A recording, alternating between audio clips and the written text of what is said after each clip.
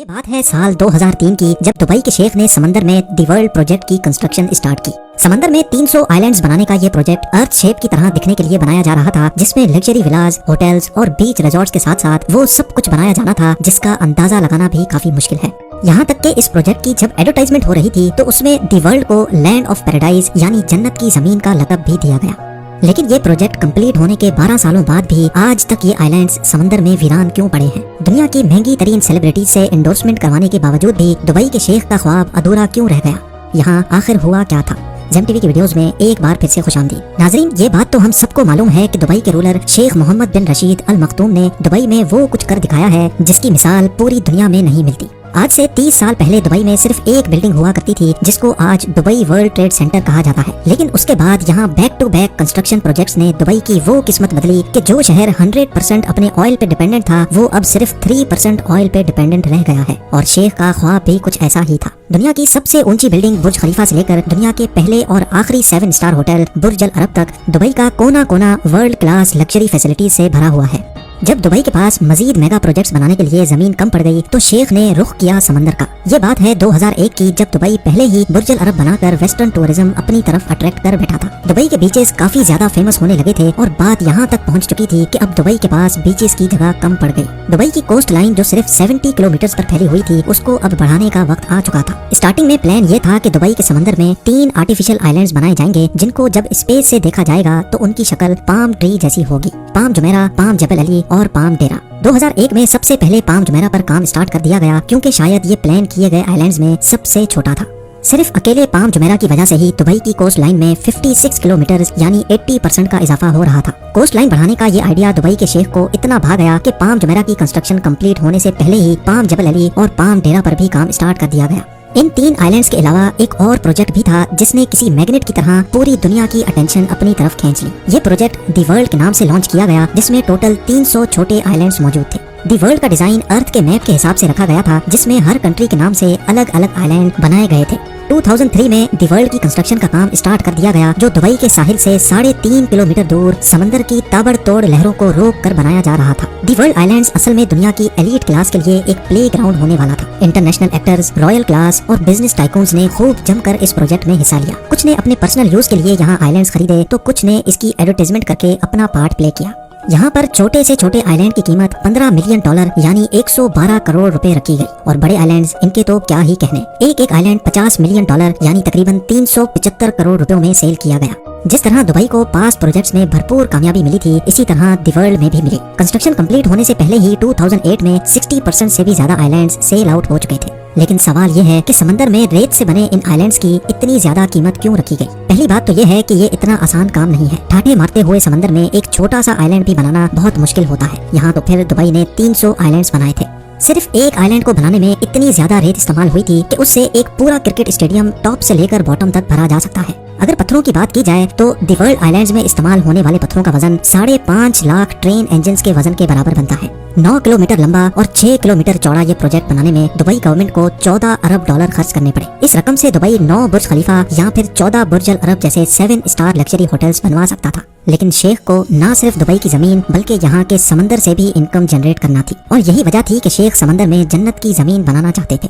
तो फिर आखिर ऐसा क्या हुआ कि इतना ताम झाम करने के बावजूद भी पिछले 12 सालों से ये आइलैंड्स बिल्कुल वीरान पड़े हैं? दी वर्ल्ड आइलैंड्स के फेलियर में सबसे पहला रीजन इसका डिजाइन है। सबको यही उम्मीद थी कि प्रोजेक्ट का डिजाइन अर्थ के मैप के हिसाब से बनाया जाएगा, लेकिन प्रोजेक्ट कंप्लीट होने के बाद मालूम पड़ा कि ये अर्थ के डिजाइन से काफी ज्यादा अलग है। ज्यादातर आइलैंड्स की शेप एक्चुअल कंट्रीज की शेप से काफी मुख्तलिफ थी जिससे इन्वेस्टर्स को काफी ज्यादा डिसअपॉइंटमेंट हुई। लेकिन सिर्फ डिजाइन का चेंज होना ही दी वर्ल्ड की नाकामी का रीजन नहीं था। 2008 में दी वर्ल्ड की लॉन्च रखी गई जिसमें पूरे दुबई को फायरवर्क्स से चमका दिया गया था। जितना पैसा इस लॉन्च इवेंट में बहाया गया वो सारा का सारा बेमकसद साबित हुआ क्योंकि ये वो वक्त था जब पूरी दुनिया को ग्लोबल फाइनेंशियल क्राइसिस ने घेर रखा था। दी वर्ल्ड के 60% आइलैंड्स इस फाइनेंशियल क्राइसिस से पहले ही सेल हो चुके थे और इस क्राइसिस की वजह से न सिर्फ वर्ल्ड आइलैंड्स बल्कि पूरे दुबई की प्रॉपर्टीज के रेट्स जमीन पर आ गिरे। फाइनेंशियल क्राइसिस की वजह से जिन एलिट्स ने ये आइलैंड्स खरीद रखे थे उन्होंने भी यहाँ कंस्ट्रक्शन का काम नहीं करवाया। वक्त गुजरता गया और इसी दौरान एक और मसला खड़ा हो गया। खाली पड़े आइलैंड्स आहिस्ता आहिस्ता समंदर की नजर होने लगे। ये नोटिस किया गया कि कई आइलैंड्स इरोजन की वजह से समंदर के नीचे जा चुके हैं।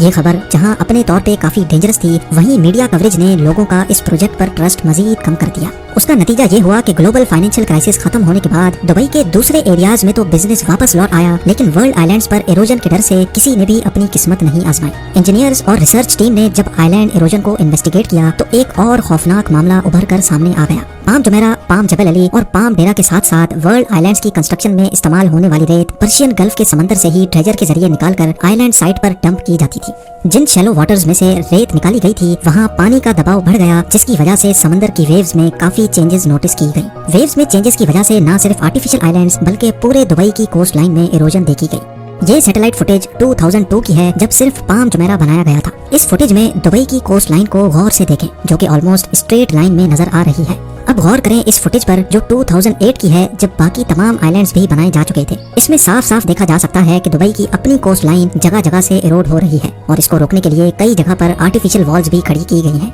आर्टिफिशियल आइलैंड्स बनाने, दुबई की कोस्ट लाइन को डबल ट्रिपल करने और नेचर से खेलने का अमल अब दुबई पर उल्टा वार करने पर तुला है। इस मामले ने इन्वेस्टर्स, बिजनेस टाइकून्स और सेलिब्रिटीज के ट्रस्ट लेवल को इतनी ठोस पहुंचाई कि दुबई गवर्नमेंट ने तमाम आइलैंड प्रोजेक्ट्स पर फौरन काम रुकवा दिया। बात यहाँ तक पहुँच गई कि दुबई को पाम जबल अली के इन्वेस्टर्स को रिफंड करना पड़ा और पाम डेरा के प्रोजेक्ट को आधे में ही छोड़ना पड़ा। बेशक प्राइवेट आइलैंड का अपना ही चार्म है, लेकिन जो लग्जरी वर्ल्ड आइलैंड्स में एंजॉय की जा सकती है वो पाम जुमेरा पर ऑलरेडी लोग कर रहे हैं। आखिरकार ये दुबई का पहला आर्टिफिशियल आइलैंड प्रोजेक्ट है जो भरपूर कामयाब हुआ। कई famous celebrities already palm Jumeirah पे प्रॉपर्टीज ओन करते हैं, जिनमें famous football player David become, Shahrukh Khan और शिल्पा शेट्टी के साथ साथ कई जाने माने नाम भी शामिल हैं। लेकिन ऐसा भी नहीं है कि वर्ल्ड आइलैंड्स पर किसी ने भी अपना मेंशन नहीं बनाया। 300 में से 9 आइलैंड्स ऐसे हैं जिनको डेवलप किया जा चुका है। इनमें लेबनान आइलैंड, यूरोप आइलैंड्स और फार्मूला 1 ड्राइवर के नाम पे बनाया गया माइकल शू मेकर आइलैंड डेवलप किया जा चुका है। बाकी तमाम 291 आइलैंड्स अभी तक खाली पड़े हैं और आहिस्ता आहिस्ता समंदर की नजर होते जा रहे हैं। दुबई के शेख अपनी इस नाकामी से अच्छी तरह वाकिफ हैं और अपनी इस गलती को सुधारने के लिए नए और जदीद प्रोजेक्ट्स भी लॉन्च करने में लगे हैं।